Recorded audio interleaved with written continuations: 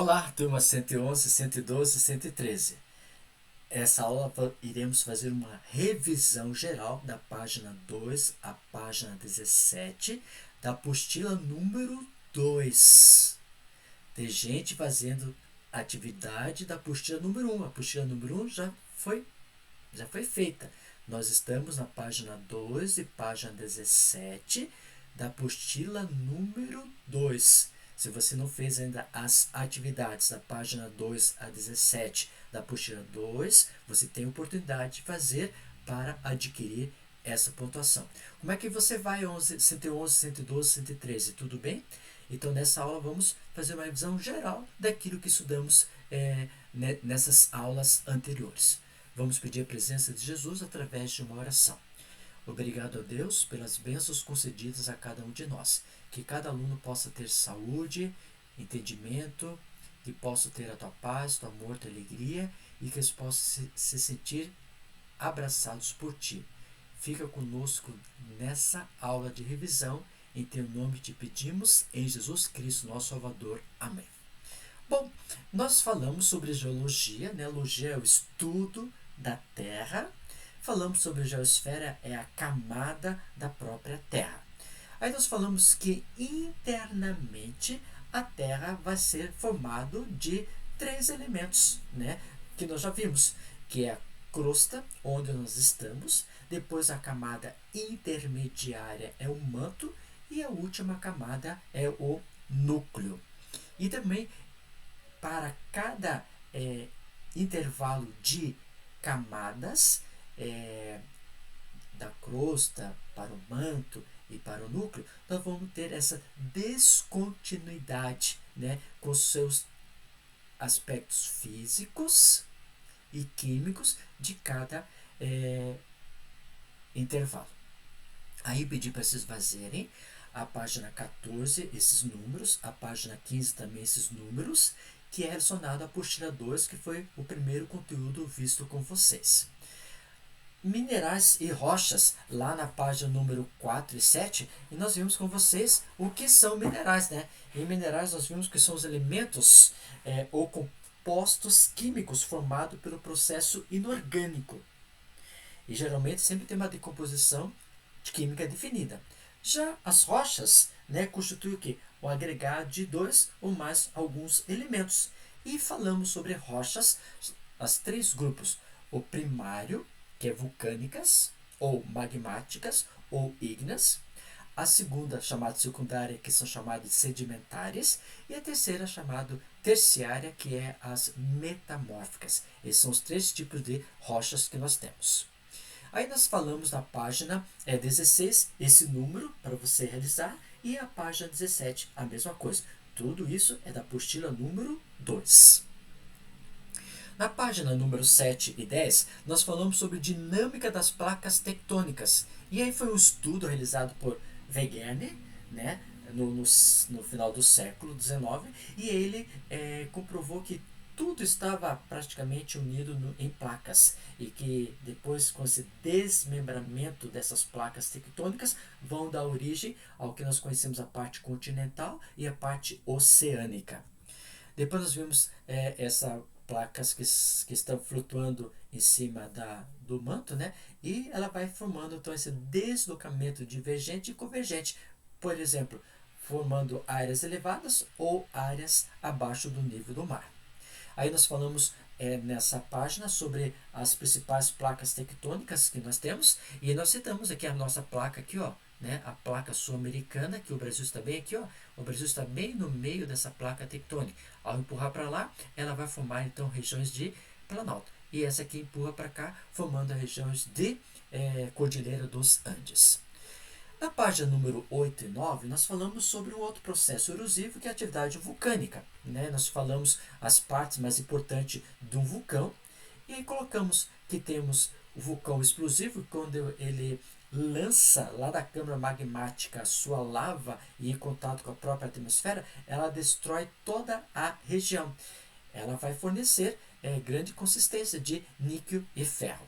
Já a efusiva é aquela que, por exemplo, ela vai lançar lavas de magma deslizando pela própria região montanhosa. Essa efusiva ela é mais calma comparado à explosiva. Mas, como atividade econômica, nós podemos observar que o solo dessa região que teve uma atividade vulcânica explosiva, ela vai ter uma grande concentração, por exemplo, de níquel e ferro, que é chamado de terra roxa, e esse é um solo propício para cultivo de produtos agrícolas.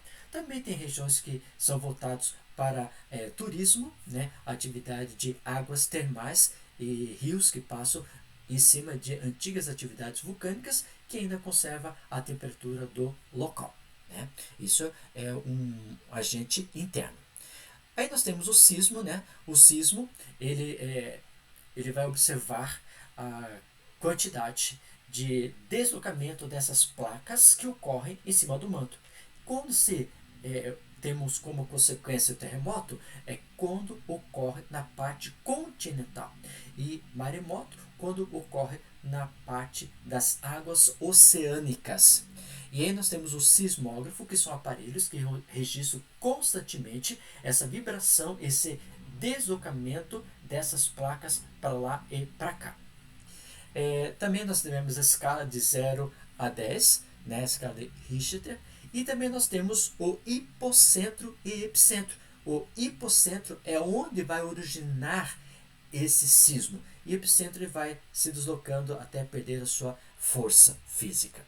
Aí nós podemos observar nessa figura a formação do hipocentro, o local onde se origina, e o epicentro, aonde, por exemplo, vai ter a formação, por exemplo, dessa acabando com a estrutura, né? O hipocentro aqui, ó, hipocentro e o epicentro. O epicentro é a formação inicial e o epicentro vai acabando sua força física, ok? Na página número 10 e 11, nós falamos sobre as principais formas de relevo. Nós falamos sobre que nós temos a planície, que é uma região plana.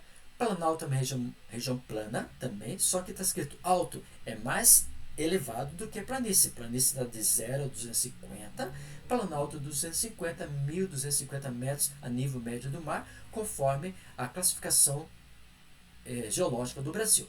Aí nós temos áreas montanhosas que ultrapassam, né, chegam até 8.000 metros de altura, e temos os dois tipos de depressão. A depressão relativa, que está a nível do mar acima, e absoluta, que está abaixo do nível do mar, como foi explicado nas aulas anteriores.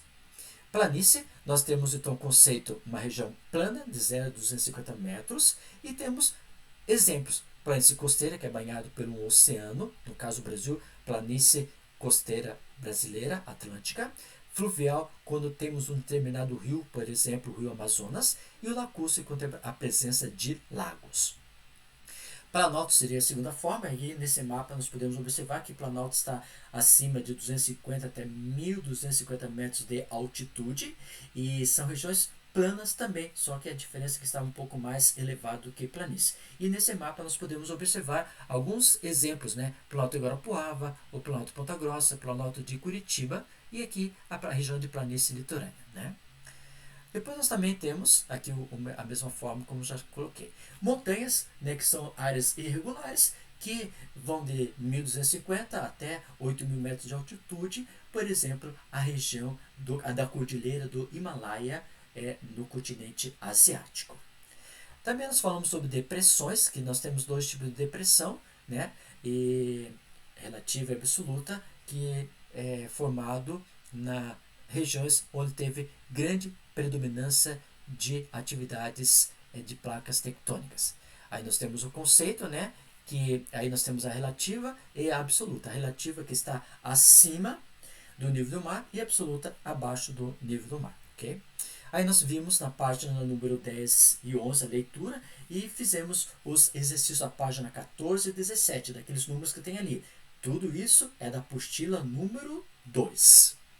Depois nós falamos na página 11 e 13 sobre as atividades do solo. E o solo é aquela camada superficial, né, que é formado de matéria orgânica, vai ter água, ar, e isso vai influenciar a qualidade do próprio solo. E a formação do solo é aquela formação, por exemplo, de atividades erosivas, né, e atividades das águas, das chuvas, e vai levar os seus nutrientes para o próprio solo. E com isso vai dar uma qualidade favorável ao solo.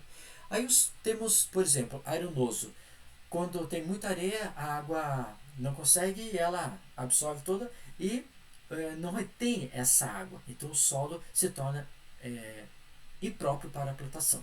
Já o solo argiloso é um solo já mais rico, porque ela vai aderir a essa água, ela absorve, ela vai ser um solo mais úmido e tem a presença de grande quantidade de nutrientes nesse local. Aí falamos sobre eluvial e aluvial, né?